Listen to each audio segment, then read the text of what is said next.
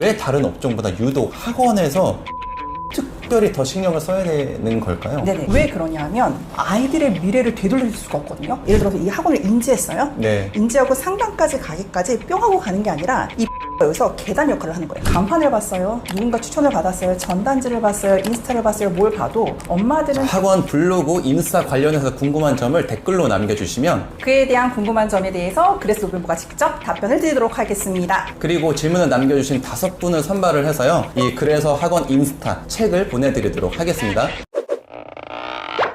안녕하세요. 저는 그래서 노벤버라고 합니다. 그래서 학원 인스타 최근에 책을 냈고요. 그 다음에 그래서 학원 마케팅 이 두 개의 책의 저자이기도 하고요. 수강생을 필요로 하는 원장님들을 위해서 강의하고 코칭을 하고 있습니다. 오늘 초대해 주셔서 너무 감사하고요. 딴 데서 들을 수 없는 꿀팁들 팍팍 제가 오늘 다 공개해 드리도록 하겠습니다. 와, 원래 다 돈 내고 들어야 되는 거 아닌가요?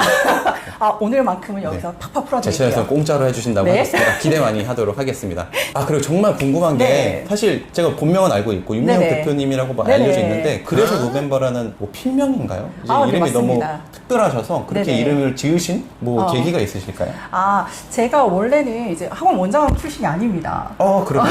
네네. 저는 학원 원장 출신이 아닌 상태에서 저는 이제 그 대신에 이제 교육회사에서 오래 근무를 했었어요. 그리고 이제 퇴사하고 나서 내가 뭔가 새로운 일을 뭐가 할 수 있을까라고 하다가 작은 교육회사들을 좀 컨설팅을 하고자 하는 니즈가 있었습니다. 그럼 원장님들이 이제 학원 홍보하려면 뭘 하시나요, 요즘에? 요즘에 전 블로그를 하시죠. 네. 그래서 저도 그때 당시에 저를 홍보하려고 블로그를 썼어요. 네, 그러니까 네. 저를 알리려고 제 포트폴리오 만들려고 블로그를 썼는데 당시에 저는 이제 교육회사라든지 그리고 학원 원장님들을 대상으로 해서 무언가를 하고 싶었는데 이제 여러분들도 이제 블로그 닉네임을 정하거나 본인 네. 필명을 적을 때 이제 고객을 생각해야 돼요. 고객의 머릿속에 가장 남는 이름을 하려면 무엇을 해야 될 것인가 네. 하는데 저는 이제 11월이라고 하는 월, 노벤버라는 월이 되게 중요하다고 생각했어요. 학원에서는.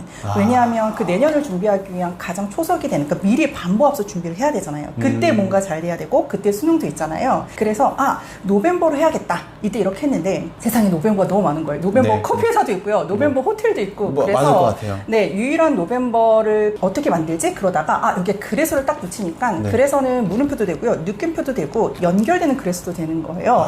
그래서 이 그래서 시리즈가 그래서 나오게 됐고요. 너무 신기하게도 블로그를 쓴 지 한 달도 안 돼서 어떤 프랜차이즈 대표님께서 연락을 해오셨고 네. 블로그 강의를 요청을 하셨어요. 그래서 그게 계기가 돼서 제가 이렇게 그래서 노멤버라는 필명을 가지고 이렇게 강의까지 하는 그런 일이 생겼습니다.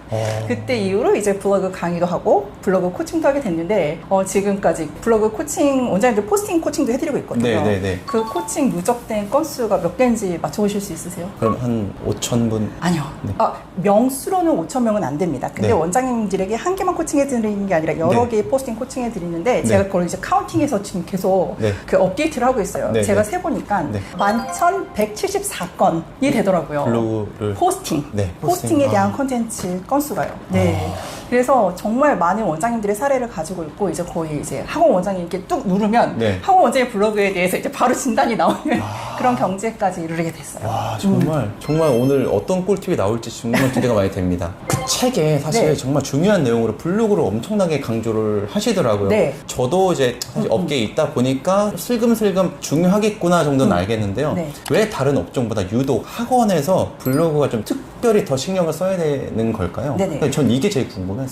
그 교육업이라는 서비스의 특징 때문에 그런데요. 네. 보통 이제 그 마케팅의 용어에 보면 어렵진 않은데 괜히 말이 어려운 말이 있습니다. 네, 네, 네. 고관여 서비스, 저관여 서비스라는 말이 있어요. 고관여, 저관여. 네. 그래서 우리가 뭐 집이나 자동차 우리 함부로 안 사잖아요. 네. 그런 거는 고관여 상품이라고 하는데 네. 뭐 여자 스타킹 산다. 그럼 사람들이 5초 만에 그냥 삽니다. 그래서 이런 거는 저관여 상품이라고 하거든요. 네, 왜 네. 한 30분 걸리는 줄 알으셨어요? 아니요.